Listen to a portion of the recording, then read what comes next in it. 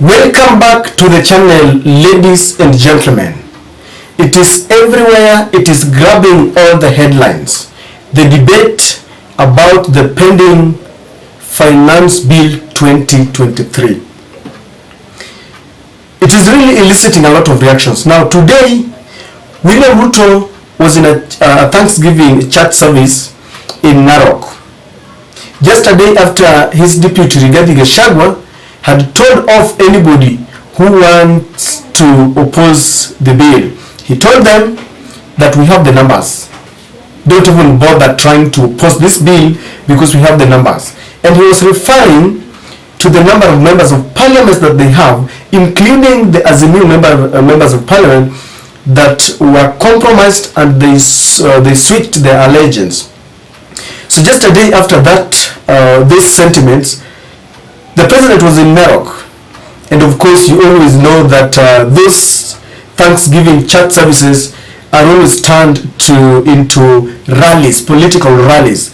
Only a third of the time that they are given is consumed or utilized to praise God. The other 3/3 that is remaining will be used to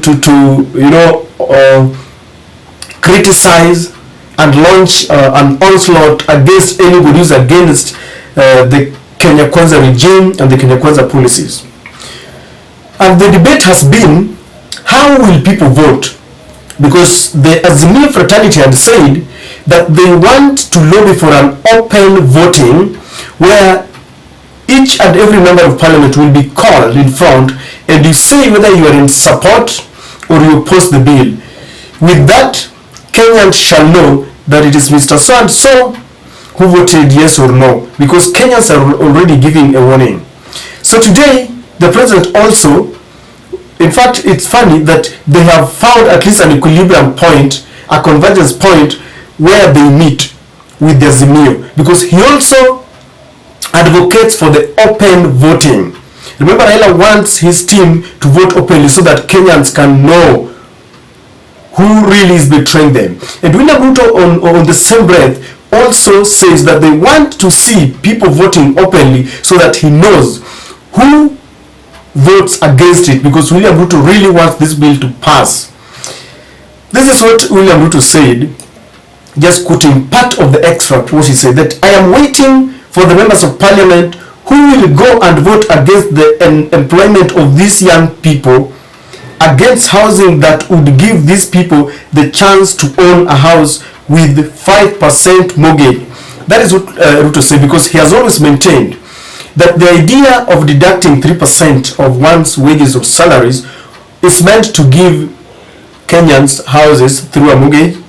Others say it is a tax. William Ruto believes it's a levy, and he says that the money that they will be collecting in a pool will encourage investors to see that they have something. And he has always said that the people who will be employed in the construction service will also get something to food, to put food on the table. So he was saying in that church service that anyone who will vote against this bill is denying youths a chance to put something on the table. Remember, he replaced the kazi kwa vijana with the affordable housing, and he says that the youth that will be employed, those with skills, those without skills, this will be a source of employment. So he told them he's really waiting to see who votes against this bill. And if you ask me, this is an indirect threat, because William Ruto has realized that things are getting thicker.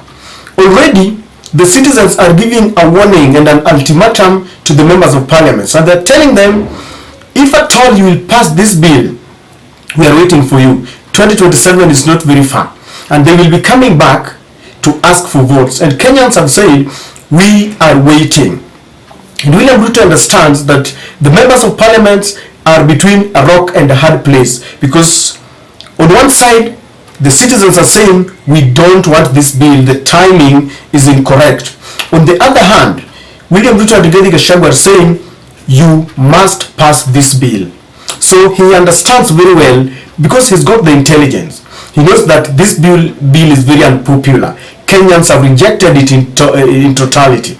So this is an indirect threat. Whoever is thinking of voting otherwise will meet the wrath of Ruto, will meet the wrath of Rigathi Gachagua. Now, those who might have been compromised, secretly though, because the government is also full of bribery, there are those who might not come in the open to say that we support this bill. So that day, they must just decide to abscond, or they will not be there, or they might pretend, because some people might have taken the money and they want to vote otherwise. So this is also this is now a direct warning to them. If you are compromised by the government, maybe you are in Azimio and you are compromised, then you have no choice, because you will be going there in front of you will be standing there and say, I support or I oppose. But then one thing that baffles me is that how do we want to run a government with threats and intimidation? Those are the words that William Ruto usually use. How do we want to run a government with threats and intimidation? The software and the hardware of William Ruto is always worlds apart. When he's talking, when he's speaking physically, you may think this is a soft-spoken guy, a man who will give you the liberty to choose what you want to do. That is the hardware. But the software of William Ruto is dictatorship. It is either his way or the highway. It is either whatever he wants or nothing. Because look at the way they are trying to impose this.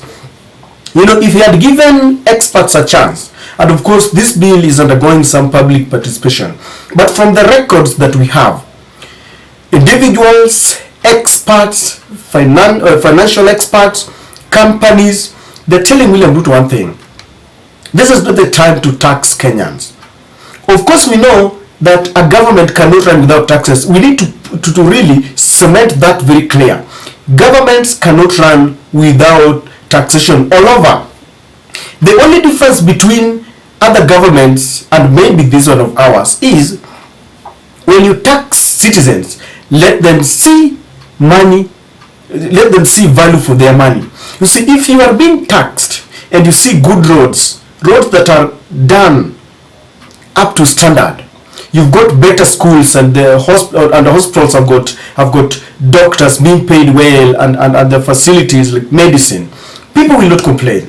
But when you are taxed and there are a lot of cases of corruption, it really discourages, and this is the reason why people are lamenting and opposing this. Number two, you cannot be imposing taxes every day. You just wake up with it. We could wait for the economy to stabilize, but William Ruto does not want to hear any of this. We must say this because we know that the person who is pushing for all this is the international community. The IMF, because these are things that are recorded, had signed a deal. Before they give William Ruto a loan, they would always want to know how they are going to get back, how this money is going to be paid. And so they always give conditions. You must retrench people because the wage bill is high. You must remove all the subsidies because it's taking a lot of money from the government. They want that money that is going to the common man to be used to pay, to save and pay their loan. And this is the reason why this administration is behaving this way, and we know. And William Ruto is also another person who is between a rock and a hard stone. He promised the international community that he would work with them, and one of the conditions was the one that we're seeing today. He's really implementing them. Yet on the other hand, the hustlers whom he promised a comfortable kind of life to reduce the cost of living are now staring at a shadow of the president who spoke to them when he was campaigning. Life is becoming more difficult, and we are wondering. The only advantage that William Ruto has is that the country is divided along tribal lines. Today, there are people who still believe that they want to support Ruto just because he's a Kalenjin. They want to support Rigathi Gachagua just because he's a Kikuyu. I don't like talking about tribes, but our politics is engraved in ethnicity, something that is backward. We need to move away from politics of ethnicity. Whenever something happens, when someone steals money from the public coffers, when he is cornered, he would run back to the people and tell them, it is you who is being fought. Yet when they were misusing the money, you don't see this money. They don't steal on our behalf. And William Ruto is taking advantage of the tribal politics that we play. He understands very well that even if he messes up, there are people who don't just want Raila because he is Raila. This is the excuse that they use. You're suffering because of the former regime. You're suffering because of this and that. That is why he can look at the people in the face and lie to them. They will not question. I think we need to really put this government to task. So the MPs have got no choice. Those who voted for or those who were elected under the Kenya Kwanza team, you have no choice. They have always accused Azimio as full of dictatorship, and they've always said that they have freedom of choice. You know, this time around, William Ruto is putting it very clear. There is no choice.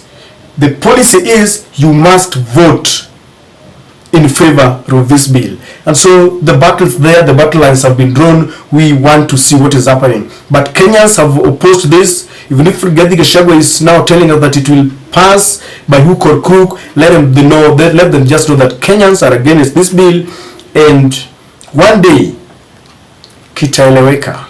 And that is my take.